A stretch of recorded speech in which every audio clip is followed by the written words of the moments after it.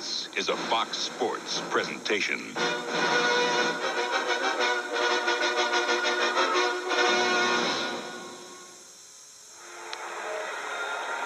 Wow, look at all these people. What a day. Me, Gus Frerotte, going up against the great John Elway. I wonder what he's thinking right now. I can't believe I missed that putt yesterday. He's the master. There's so much I can learn from him, like how to read defenses, how to throw on the run. He's probably visualizing the whole game right now. Boy, Seinfeld sure was funny this week. All the great comebacks he's had, all those fourth quarter miracles.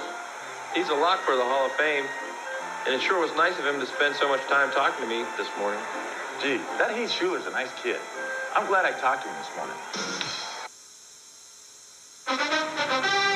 On John Elway this afternoon as we welcome you to Mile High Stadium, the 198th consecutive sellout as the Washington Redskins engage the Denver Broncos in an interconference NFL game.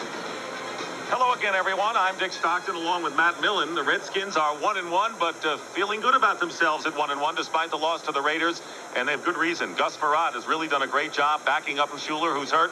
Michael Westbrook comes back to Colorado as a rookie wide receiver. They've got some weapons. Yeah, and aside all those weapons, the other thing they have is confidence. I think it starts with Norv Turner, works right down through the entire lineup, and the whole thing really starts with the quarterback, Gus Frerotte. Now, I know he's got himself a running game. That helps Frerotte. But when I watch him, the thing that's so plain to see is he has great poise. He must have had great coaching coming up. He understands his position, and he knows this is his team. So he's going to do nothing but get better.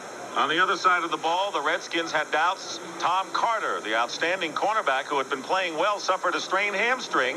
Didn't look like he was going to play, but he tested it before the game, and lo and behold, Tom Carter will be in the starting lineup for the Redskins. What does that mean? Well, that's good and bad news. You know, the guy has the hamstring, so sometimes what that does, it gets in your head. And so if he goes out there and he starts to play and he thinks he has a little bit of a doubt in his mind, that hurts them. So what they're going to do is they're going to spot play him. And what they'll do is they'll have to roll their coverage to him, which means Darrell Green is going to get a lot of play on the other side. Don't forget, you know John Elway knows there's a hamstring out there. The Broncos feel good about themselves as well at a 1-1 record despite their loss to Dallas. Put 21 points on the board. And when you have John Elway, Shannon Sharp, one of the top receivers in the game, they've got a lot of weapons. Yeah, and they also have Anthony Miller back outside, so that gives them the deep speed. And you always have John Elway. You know, what does that mean? Well, Elway can beat you from anywhere on the field. He always could.